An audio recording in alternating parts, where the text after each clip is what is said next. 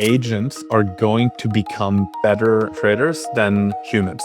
The agents are going to be better than your average retail investor. If I'm being totally honest, I think that's a relatively low bar.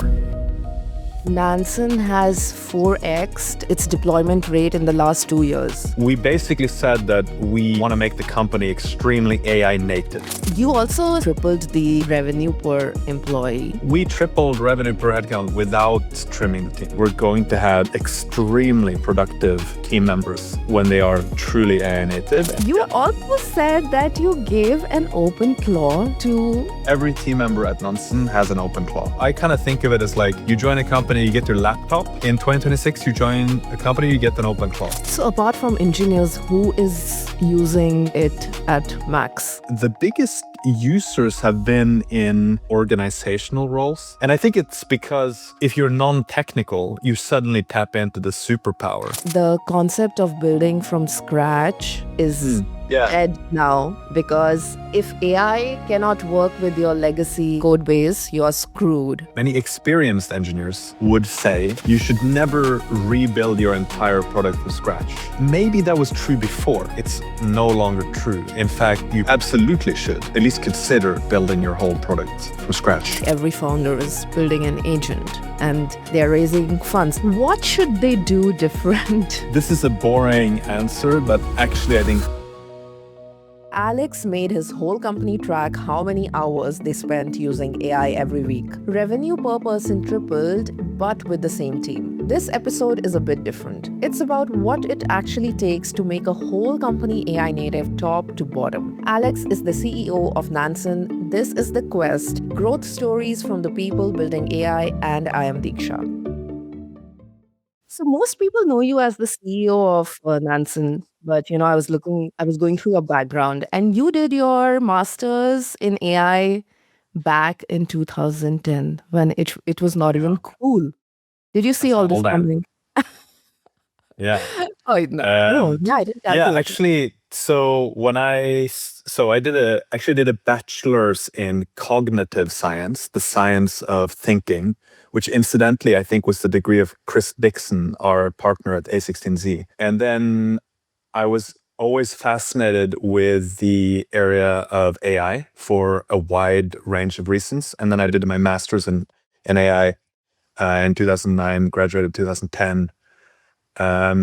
And at the time, it felt like a good bet because, number one, it was very future-oriented, obviously. Like I knew AI was going to become big at some point, although it was very early then. But also, it was a great preparation for this area that was very hot at the time called data science.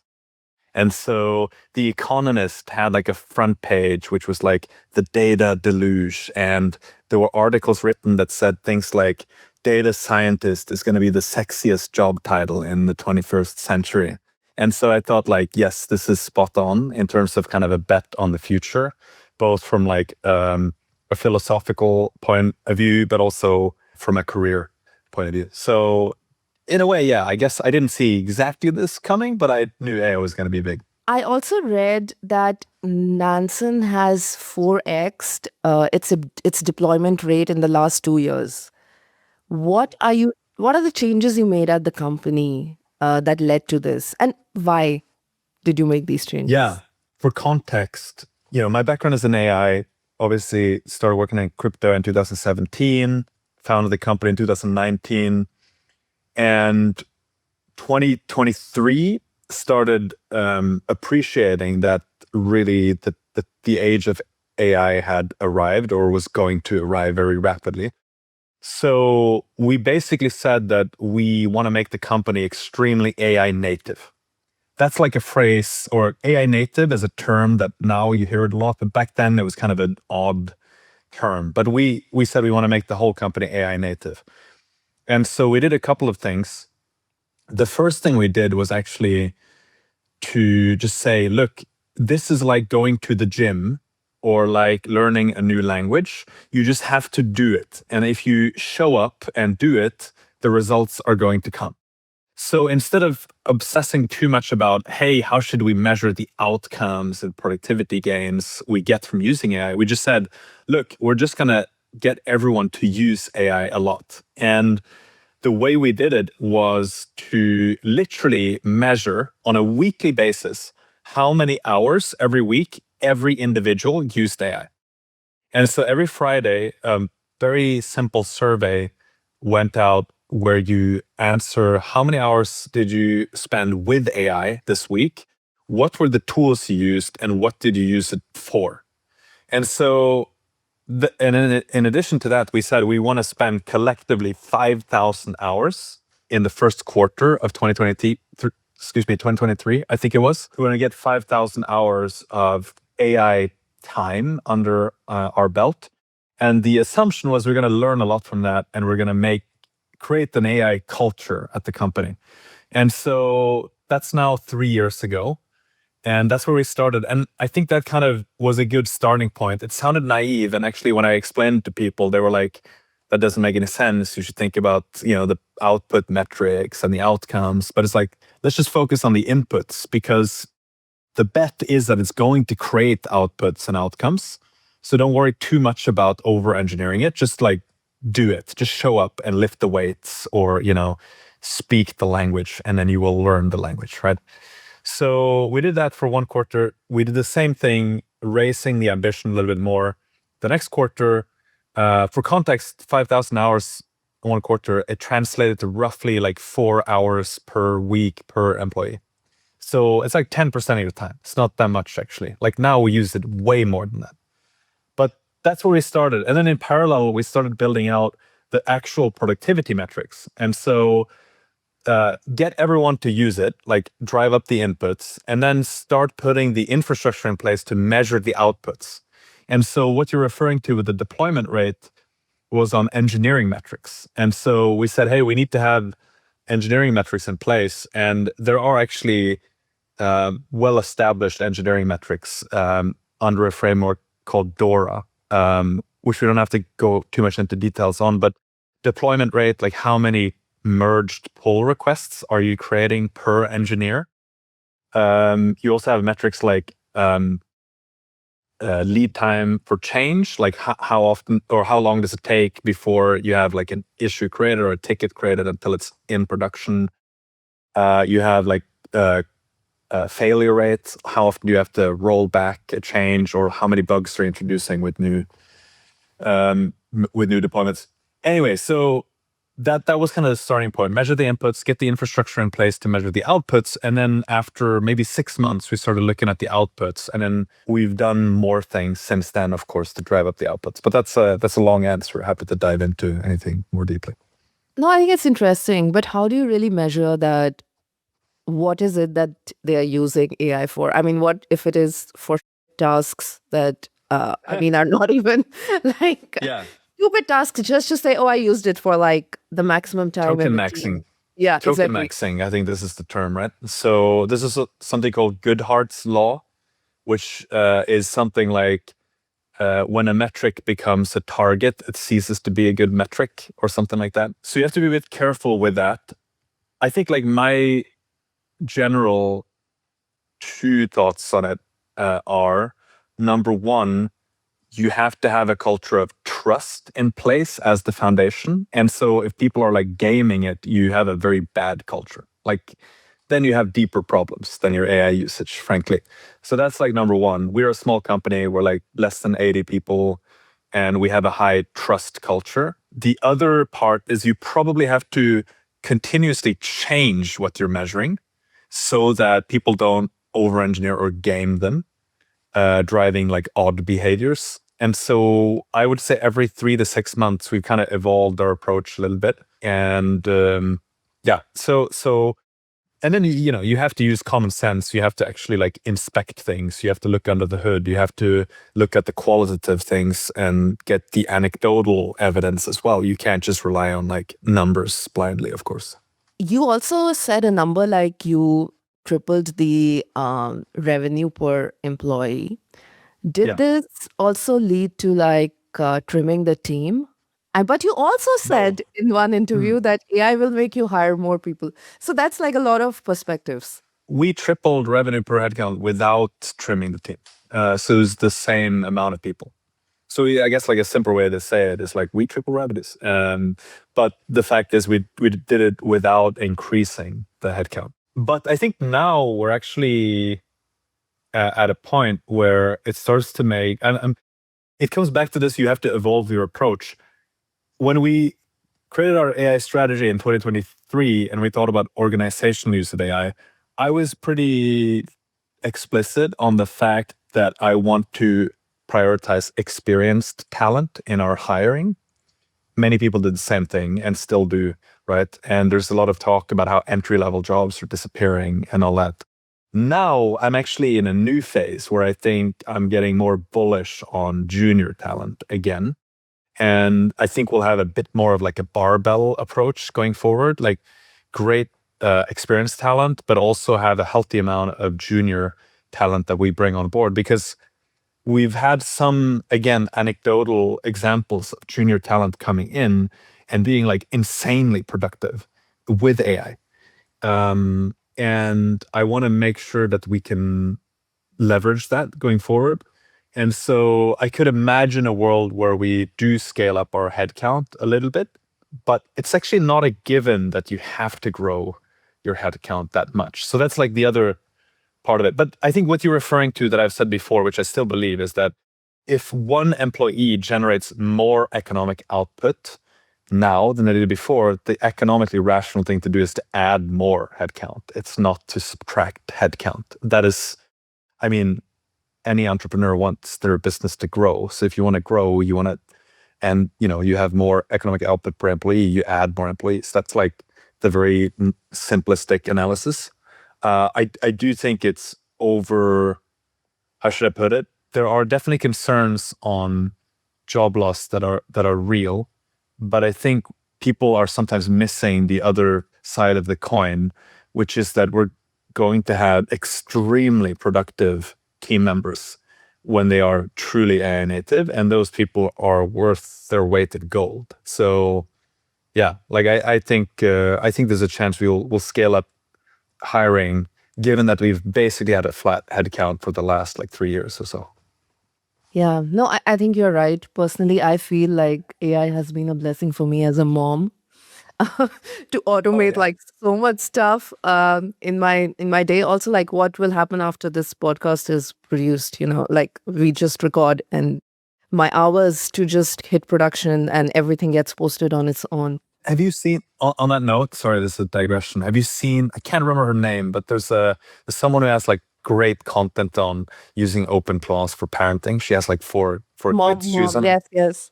But she was on an A16Z podcast. I can't remember her name right now, but I she also has can't great remember, content. but she's like, but you had some perspective on that also, which was, Yeah, I'm pretty bullish. I'm pretty bullish. This is maybe very controversial in like a European context. But I'm very bullish on homeschooling. When I say homeschooling, I don't mean like literally one parent like figuring out everything on their own at home. I mean like alternative ways of educating children that are not just the classical broadcasted institutional way to educate your children. I'm bullish on like AI enabled micro schooling, pod schooling, whatever you want to call it, where you spend maybe fewer hours on academics and more hours on outdoors and project work. So yeah, I think we should put maybe a note or a link in your show notes to this person who has this yes, content, because she's she has like a lot of cool content actually. maybe get her on the pod next. That would Yeah, be you like a should. great, That'd be yeah, awesome. yeah. Mm. So OpenClaw, you Yeah. also said that you gave an OpenClaw to, you said the new hires will get OpenClaw, or I don't know, so what was your tweet? Every team member, yeah, every team member at Nansen has an OpenClaw. Tell me about that. That's How it go? How it's going? that's provisioned. Yeah, so we have like centralized in the company. We have centralized provisioning of OpenClaws to our employees, and so I kind of think of it as like you join a company, you get your laptop. In 2026, you join a company, you get an OpenClaw and your laptop, of course. So it's the same thing, and it's just going to very quickly become table stakes for any knowledge worker that you have an AI like sidekick or like an assistant or whatever you want to call it. And in fact, I think you're going to reach a point where this is so normal that if you don't have it, you're not going to want to work in that company. Like, imagine you had to go to a company and they say, hey, you can't use a laptop. You have to use like your notebook and like newspapers or something that'd be absurd, right? And so it would be like a massive hindrance to you to do your work. And so I think similarly, if you work with an OpenClaw or a Hermes agent or whatever for an extended amount of time, and then someone is like, you can't use that in your next job, you're going to be like, oh man, that sucks. I want my OpenClaw, of course. So I think it's going to lead to like clawflation, where everyone's just going to expect to have an OpenClaw or an equivalent of that. Did you have any pushback from some people who are like, no, this is private data and I'm not going to blah, blah, blah, and any kind of stuff like that? I mean, yeah, there was definitely pushback. So we rolled this out in February, not that long after OpenClaw became really popular. We kind of we basically acknowledged that if we don't provision OpenClaw to our team members, some of them are going to do it anyway. And they might do it in ways that are insecure. So it's better that we create the infrastructure for it, give it to them, and then by default, they're going to be more secure. So we actually tapped on our head of security and one of our principal engineers, literally the most experienced engineer in the company, to create the infrastructure to provision the OpenClaw to our team members. And so the main pushback was like security, naturally. Which makes sense. There was not I don't think there was much pushback from team members or employees. Obviously people they're not forced to use them. But what we have seen is the vast majority uses their OpenClaw, every single day actually. So we even had like an offsite now in Bangkok last week which kind of morphed into Claw Camp, I think they called it. So people were just kind of sharing notes with each other how to make their claws, better and more productive, and set up proper tooling around them, and so on and so forth. Yeah. So and then going back to the deployment rate that you brought up, literally from 1 week to the next, we saw a 70% increase in deployment rate on the engineering front when we rolled out the OpenClaw. And this was only on the engineers. If you add in product managers, designers, etc., who are now making pull requests, that comes on top of that 70% gain per engineer. And so, and obviously, if you're a product manager, most likely you would struggle to make a pull request to change something in the front end or whatever. But with an OpenClaw and that's using Claude Code under the hood or Codex, you can now actually solve that trivial ticket of changing the nav bar or changing a color on something in the UI, whatever. So literally product managers, I think, have probably like 4x'd the amount of, if not more, the number of pull requests they make. Of course, they don't, just to be clear, they don't touch like the sensitive parts of the stack. But if you're making a change to the front end, that's easy. You shouldn't waste the time of an engineer to get that done. You just do it yourself, right? So apart from engineers, who is using it at max? Like who's burning max tokens? Yeah, it's really interesting. I've been looking at this, and actually engineers are not the biggest users. Obviously, engineers represent the largest pool of employees at Nansen, but the biggest users have been in what you might describe as like organizational roles. Think of like finance, HR, operations, marketing is a big one, as you can probably expect, product managers. So engineering relatively are actually, again, relatively lower in usage than many of these other roles.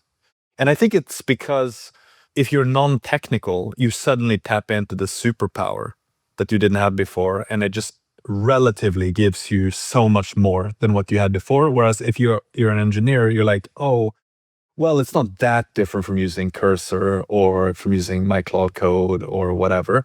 But that's maybe one interpretation. It could be the other interpretation is that if you're a non-engineer, you might be more inclined to get shit done through language. That makes sense? Like through talking with some entity. And so in my case, for example, I'm like very language driven. And so I prefer to do everything through language. I would rather explain to someone to do a task than having to go into a UI and fill out forms or something like that, which drives me crazy. So for me, it's very natural to just go like language first, but I suspect many others in the organizational teams are similar. Yeah, that's interesting. I don't know. Also, I feel engineers. Yeah, I think engineers are having an interesting time because I work with a lot of founders, right? And then the founders go build something and go to the engineering team and they're like, "Hey, I built this in a day, and why is it taking so long?" And engineers are like, "Oh, Mm, make it a working app." And then also, as marketing, I feel like we've become so close to the product. Like if we want a change, we can almost say that, "Hey, I tried a version of this, and it's not so difficult to build this feature." And so I yeah, also get like the frustration of engineering teams at this point where sort of yeah, everybody can come up with like their Claude Code version of what yeah. you want them to do. 100%. I mean, I also get the frustration, but I think you have to look at it like glass half full and then focus on where it actually makes life better. And so again, in the old world, a product manager might go to the engineer and say, "Hey, this item in the nav bar in the product, I want to move that to the top." The engineer does not have to do that anymore. So that's great, right? That's a good thing. Like, why should an engineer have to take that from, their Linear or Jira or whatever and spend time? It's like wasted time. They should be spending their time on much higher order tasks, right? And higher leverage tasks. And so it's like, hey, we need to create a new, I don't know, a new data pipeline that is 95% lower latency on the data or something. That's hard. We should use an engineer to solve that problem. We should not use an engineer to move the navbar items. So I think that's the good part. I think you can also do this in bad ways. And you gave kind of a good example there where like the last thing the engineer wants is to get some garbage piece of code like dumped on them and then they have to fix it or maintain it. That is probably the worst thing that's going on right now if you are an engineer. And I can understand a lot of people are like, screw this, I'm leaving. If that happens, I don't think that's healthy. But again, if you're a glass half full person, what I would say is actually it's a pretty cool time to be an engineer now because you can think more at the meta level. Like how do you engineer and orchestrate the agents that are doing things? How can I create really strong quality gates in the product such that the bad code doesn't make it through, right? Or that you have great security tests, you have great, test-driven development and all this stuff. Or how can you create build loops where there's like always something that's being built from the backlog? Oh, how can I close the loop from the bugs that are coming in from the users into automatically have PR that are created, and then those PRs go through the quality gates that I've engineered. So those things are actually pretty cool, but you can do this in bad ways and you can do it in good ways. And I think it really comes down to what kind of company you are at the end of the day and whether you're using your engineering resources in the best possible way. Wow, yeah, that's a good perspective. And it also brings me to something else you tweeted. I don't know what was it. It was like the concept of building from scratch is Yeah. dead now because if AI cannot work with your legacy code base, you're screwed. So Yeah. what? Okay, one more. So what is your advice to a founder who has a 5-year-old code base? And I mean, it's a small company. It's not as big as Nansen. Yeah, so there's another concept here. I read an interesting post that said something like experience is now a tax. Did you see that post? Yes, about Which, yeah, I saw it. and and so it reminded me of something that I had heard that many experienced engineers would say you should never rebuild your entire product from scratch. It always fails or something like that, or like it almost never works. And maybe that was true before, but this is a good example of like it's no longer true. In fact, you absolutely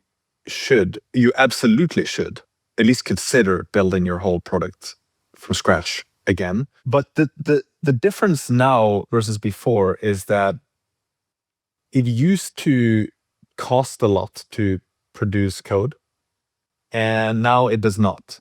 And so that means you can afford to build the wrong thing, actually, because you can build 9 other things in parallel, potentially, if you are like very good at agentic engineering and so on.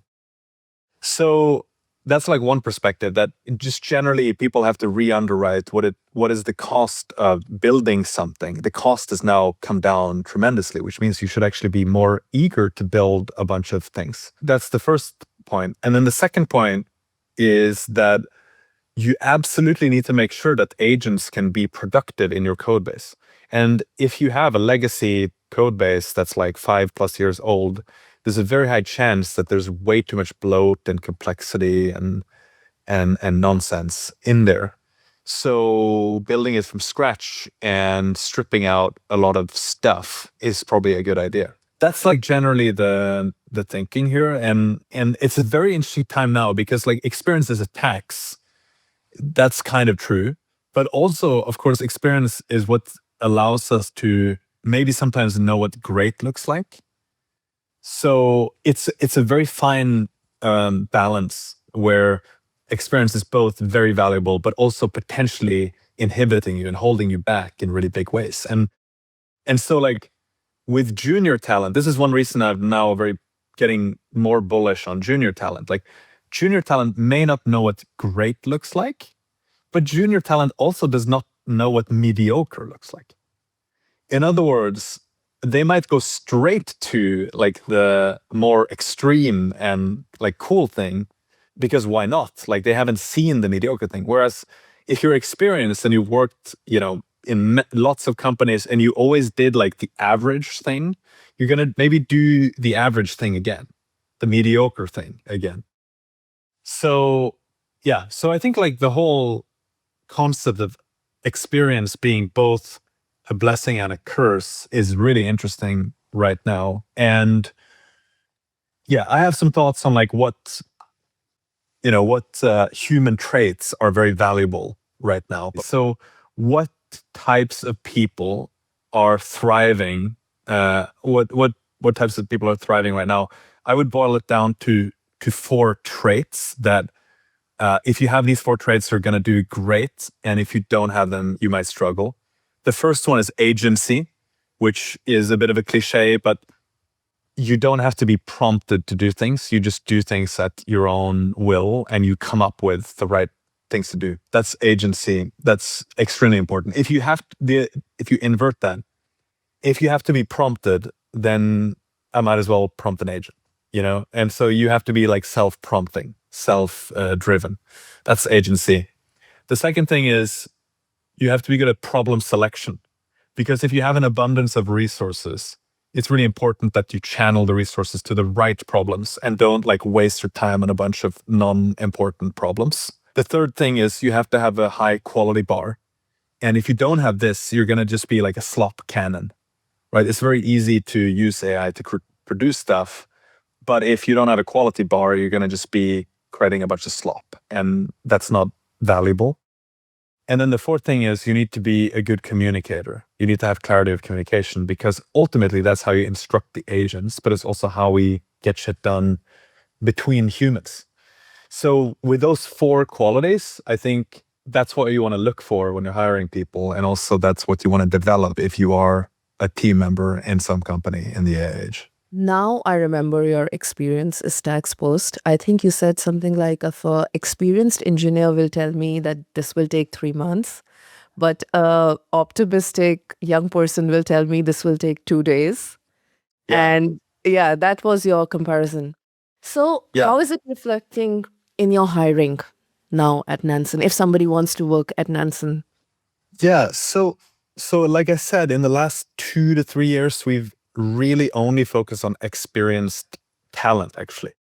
But now we're setting up an AI talent program where we will take on both students and recent graduates who can come in and go see what it looks like to work in an AI native organization. That's probably going live in July. And so, stay tuned for that. It's probably going to be limited to people who are in Bangkok, where we have a product hub, Thimphu in Bhutan, where we are setting up an office now, and maybe also Singapore, where we have our headquarters.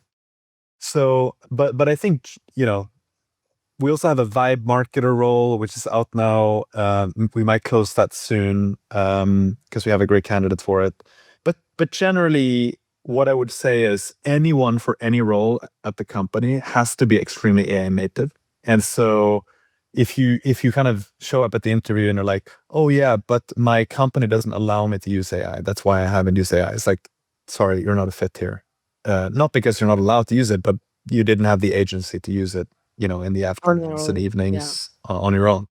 So that's really important. And of course, for experienced folks, we look for like the quality bar that I mentioned. You look obviously at a portfolio if you're a marketer, if you're a designer, not just how well you interview. So I think that's another thing in the AI age that like we probably will be emphasizing your actual work and looking at your actual work more, and then maybe looking less at academic qualifications, I imagine. What were the questions you asked the vibe marketer? I mean, that's very interesting for this podcast actually, because it's Yeah, growth that's a people. good. It's a good question. Unfortunately, I was not in the hiring process for that one. I would have loved to give you an answer, but I actually don't know for that one. But why did you want to hire this person? And okay, Mm. you are just what was your vision for this role? I mean, if someone wants to Yeah. be a vibe marketer, Yeah, what does it mean? I mean, what it means is that we want to have great marketing that is both high quality but also created with minimal resources. Meaning, you have these incredible tools now, and if you can be a good sort of creative director in using the tools and you have a high quality bar, you can actually generate things that would have cost like millions of dollars just a few years ago in terms of like an advertisement that is kind of, real life with actors and everything. You can generate that now with very, very high quality. But we are not hiring necessarily a like videographer only, right? You want someone who is, I think like creative director is probably the way to think about it. But creative director sounds very senior and it sounds like you have a big team.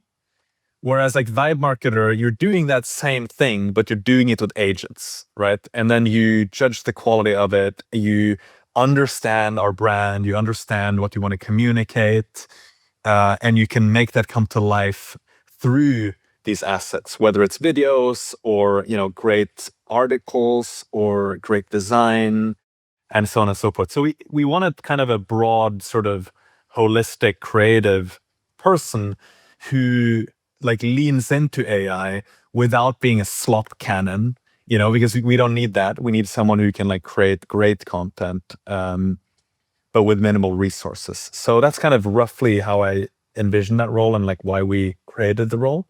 And then, of course, because we work in crypto, it's really important that you understand the audience and you understand the users we want to reach.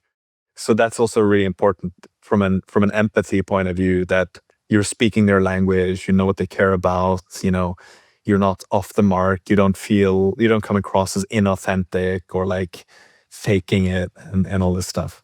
does the personal brand of a person in this position matter? Like how much distribution they bring to? Because I think marketing also had this trend in crypto of being like, hey, I need 10,000 followers you have on Twitter. I need you to be like an established personal brand. Like, was this also one of the criterias? I will admit personally, when I look at a marketing or growth role, yes, I will look at their profile. And to me, it's just because it's not that they have to have like hundreds of thousands of followers or millions of followers. It's just like, do you know how to grow an account? And like that is one of the, it's a bit of a litmus test in a way. Like, are you able, clearly as a marketer, you care about your own profile. And so are you able to grow that profile yourself? To me, that's a litmus test. It's not like the main thing I would focus on, but I will admit, not just for marketing, but other growth related roles, I would look at their social media account and get a sense of like, do they understand this channel? And if they've grown to at least a few thousand followers, that's an indicator that they just understand that channel. Now I want to talk a bit about, we spoke about vibe marketing. So vibe trading, I think you launched it in January, right? Vibe Yeah, trading? so we launched Nansen AI, our mobile app, which everyone can go and download in the App Store or in the Play Store. We launched that in closed beta late last year. Then we did the open beta for trading in Q1, and now we're getting close to taking it out of beta. And so we battle tested it. People have placed more than 100,000 trades through the product. And generally, we kind of know that it works. You can trade on Solana, you can trade on Base. And in a couple of weeks, you're going to be able to trade on Hyperliquid as well, for those of you who are interested in trading crypto stocks or tokenized stocks, perps, outcome markets, like all these things. And so, but then later this year, we're also going to launch trading agents. So autonomously trading agents, which is going to take things to the next level, I think. But to just explain the vibe trading concept, the way I think about it, vibe trading is that you are kind of in the loop as a human. There's a co-pilot like experience where you're talking to the agent and you say, hey, I want to buy some gold. How do I do that? And it's like, oh, the most liquid tokenized gold is this one from Tether on Solana. I see you have like $100 in your wallet. Want me to buy some of that? And it's like, yeah, put $10 into that. And then it just does it for you. You don't have to figure out which decks to go on and like all of these different things. It could also be like, hey, what is smart money buying right now? And, oh, these 10 tokens. Okay, cool. Like, let me put $100 into number 3 on that list. So it's both the discovery and the due diligence and the execution through a conversational interface. That's what I mean when I say vibe trading. But I think the next level is basically agentic trading. And so there's a parallel to like vibe coding and agentic engineering, where you will basically just give your capital to an agent and then maybe express some kind of intent. Like, hey, I want you to research Korean semiconductor stocks and, make investments into that. And like, here are some guardrails. And like, if it goes down more than 30%, exit your position, whatever. And then you let the agent execute your strategy. So that's, I think, going to be the bigger thing. And we are doing some experiments on this internally at the company right now. And we've created like a back testing framework for it. And it'll be, hopefully we'll launch it, end of Q3, beginning of Q4 this year. And we're gonna like gradually invite people into it to try it out. That is very exciting. So basically, I don't need to have too much knowledge to become like a trader. I think if I'm being like very explicit about the assumptions we're making, I think the assumption number one is that agents are going to become better investors or traders than humans in the future. And then you can, like, that's kind of a broad statement. Then you can be more specific or precise. You can say, hey, the agents are going to be better than your average retail investor, right? And if I'm being totally honest, I think that's a relatively low bar, actually. And I don't mean to pick on retail investors, but if you think about it, like most of us don't spend that much time researching and consuming all the information and stuff. An agent can do that consistently. It can like run and maybe, let's say, a 15-minute loop or a 30-minute loop, looking at certain things that are relevant, looking what's happening on chain. And then it doesn't get lazy and distracted like we as humans get. It just consistently shows up every 30 minutes and does the work. And so to me, it seems pretty obvious that these things are going to be better investors and traders than us. But of course, there's a game theory element where, like, if everyone gets better, then there's a relative difficulty. But I think for many of us who don't want to spend all our time glued to a screen, it's going to be better to have agents trading on our behalf, as long as you have some kind of overall strategic intent that you can express to it. I definitely don't want to spend my time glued to screen. Yeah, me neither. Me neither. And I run like a freaking on-chain trading company, and I don't want to stay glued to my screen, right? I want to have these agents like operate for me. Exactly. And you wrote about it. You wrote about the 5 stages. I need to read it because I don't remember all. So it's euphoria, anxiety, touch grass, enlightenment. And most people get stuck in anxiety. What are the 5 things you did to get to enlightenment? I actually want to get into your mind. Like, why did you write these 5 stages? And what is the difference? Yeah, maybe if I can recall correctly, I think it was 4 stages. And what I was referring to, yeah, that's so good. What I was referring to, just for the listeners, is that when you start using AI, you go through what I've seen in other people, and I noticed it in myself, that I went through different stages, right? And yeah, there's I don't know if euphoria is was that the first stage? Let's say euphoria, anxiety, and enlightenment. At least like those are the 3 main stages. I need to like look up what I wrote. But Euphoria? maybe there's yeah, Okay. go ahead. Maybe you have it there. Euphoria, anxiety, touch grass, and enlightenment. Okay, great. Okay, cool. So euphoria is like, oh, I can get so much done with AI. It's amazing. Like this thing that I used to spend days doing, I can now do it in like 20 minutes. That is incredible. My life has changed. You feel great about it. Then, because it's so great, it consumes you, and you start feeling anxious when you're not working, because you're like, I could be producing so many apps or content pieces or whatever if I were on my machine in front of my laptop right now, but I'm not. And so I feel anxious about that.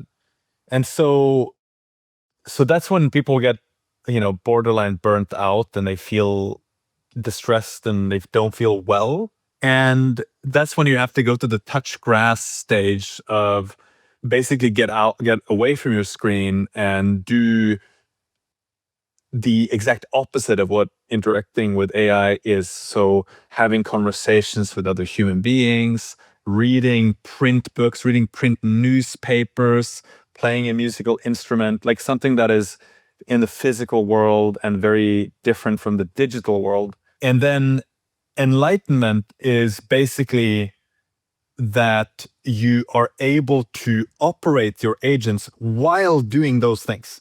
And so you figure out ways to get your agents to do work for you while you're away doing, you're on a bicycle, or you're, doing sports, or, having conversations, going to a dinner with great people, whatever it is. But you don't feel anxious because you know that you have agents that are doing stuff for you in the background. So I think the thing is, like, you have to push through the anxiety stage, knowing that there is a way out of this where you don't give up on using AI. You're still using AI, but you're actually using AI in a smarter way, and you're touching grass. You're in the real world. That, to me, I think, is probably what I try to tell people is like, look, don't despair. You have to just push through this stage. Don't give up on AI. That's the wrong thing to do. You have to push through it and get smarter about how you do it. Set up cron jobs, heartbeats, like whatever it is that you're doing, and go out in the real world. And so, at least for me, that was kind of my realization. And I see this with people around me, that it's like, oh, you're at the anxiety stage. I can tell you look tired and worn out. And so then it's like, the advice is, first of all, add some weight to the other side of the barbell. That's the other mental model I would encourage people to have when they think about this. Like, the temptation is to do less AI. But I don't think that's right. What you have to think about is like the AI is one side of the barbell. If you think of a weight, right? If you only have weight on one side, it gets lopsided. What you have to do is add weight to the other side, which is all the touch grass activities. So you add both, then you feel good. The solution is not to remove the weights and have no weight. The solution is to add weights on both sides. What is also your advice to I open my social media and I see like every founder is building an agent and that agent is their product and they're raising funds. I mean, I work with an accelerator, right? So I know that so many of them are building agents. What should they do different to build an agent that we actually need as a product when I can build my own agents? Right. I mean, this is a boring answer, but actually, I think quality is probably one of the main dimensions to focus on. Where if it's trivial to create that agent yourself, then you would do that, right? But if if you can offer someone an agent that just has like way higher quality and importantly, quality matters in that domain, then you're going to use that. So take our domain, trading agents. Does quality matter? Of course it matters. Like if you have a bad trading agent, you're going to lose money. In other words, yeah, I can go and get my OpenClaw to trade, but most likely it will lose money. And believe me, I have tried in scrappy ways. I mean, in fact, like we have a bunch of OpenClaws trading, and we have agents that trading, and now they're actually doing pretty well. But when we started, they were not doing very well. And if you just do it in a naive way, they're going to do poorly. So naturally, quality really matters in trading.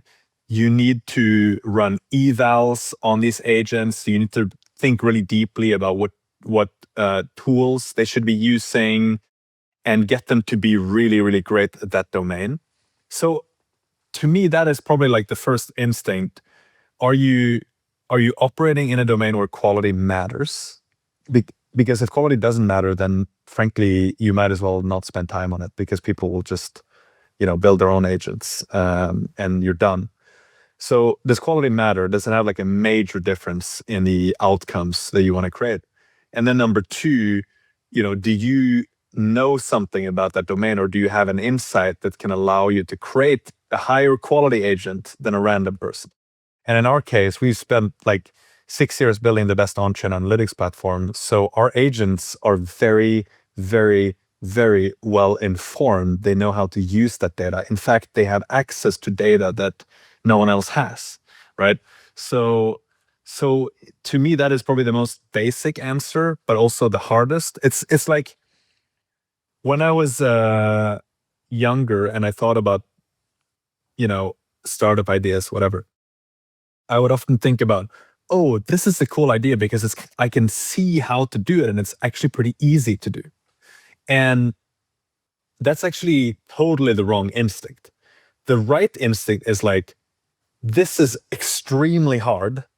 Hence, if I solve this, it's going to be very hard for other people to do the same thing, right? If you focus on the simple things, you're going to have a bunch of competitors. If you focus on the hard things and you can actually do the hard thing, you're going to have very few competitors.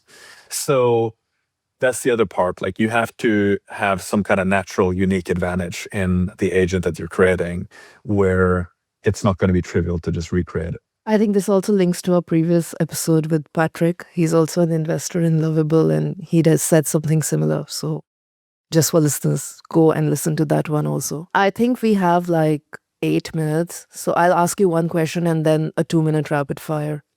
You mentioned, and as a parent, I'm very interested in it because you also wrote something about the K-shaped generation, that our kids are going to have access to a lot of brain dead content and it's up to them what they are using it for, and what they're learning. So how do you navigate this as a parent in the age of, what is your advice? Or how are you going to do it?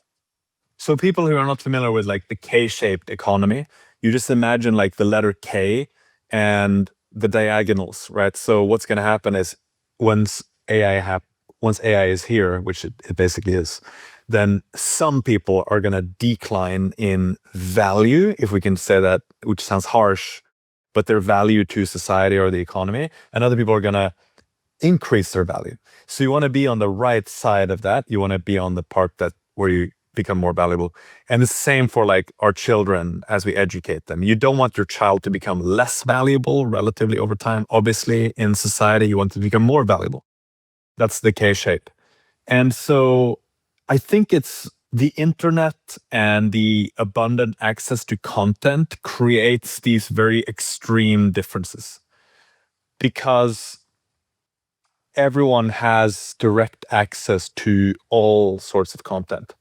And I thought about this for myself, 10, 15 years ago. And I thought, I'm going to spend a lot of time on like Coursera, where you can get like Harvard education content, while I know that a lot of people are going to be, watching Desperate Housewives or Game of Thrones or whatever, which, is entertaining, but it doesn't necessarily teach you that much.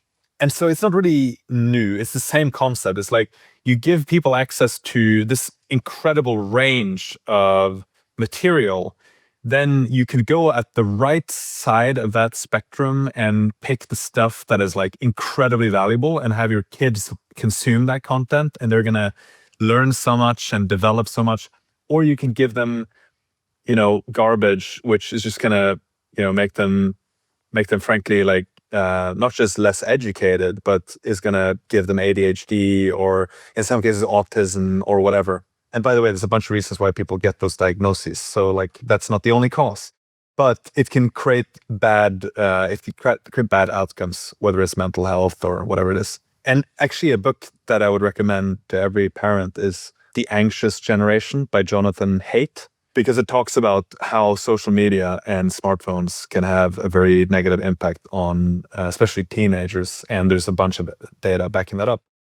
And so, but at the same time, you don't have to be a Luddite. You don't have to say like, oh, my child should have no technology. Like that's also the wrong choice, I think.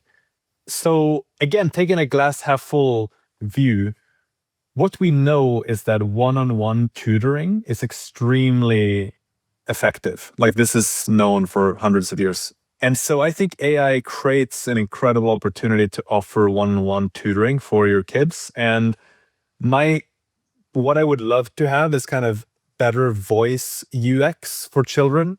I could imagine almost like an Alexa-like device that's on the table in the living room, but it's literally only for educating children, and it's like safe in terms of the content that you get, and it sort of nudges children to be curious and talk to it, and that would be great. Maybe such a device exists. If it doesn't, I'm sure it will exist pretty soon. It should, yeah. So I think honestly we're in a super interesting time right now in terms of what education is going to look like, and I don't have all the answers, but it feels like this time actually is different. There's a long history of venture bets in the education software area that have failed. Everyone thought, oh, like the internet and video streaming and all this stuff is going to create all these incredible education startups, but it hasn't really played out. So the question is this time different? And I think it actually is different this time, mostly because of the one-on-one tutoring that you can get and the personalized learning that you can get with kids. So yeah, I think like stay open-minded, read up on good literature like Jonathan Haidt is the general advice I have to parents. Yeah, I mean, I cracked my German exam completely with like Claude and all these LLMs. Nice. So I can imagine that it has changed. Okay, cool. So now we are at the end, and I'm just, this, but I'm just going to ask you to, give me very short answers and one word item. Yeah. Okay, so Cursor or Claude Code?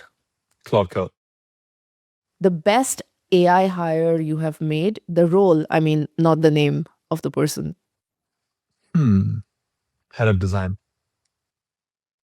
Open weights or like these models, like the frontier models, who would you bet your company on?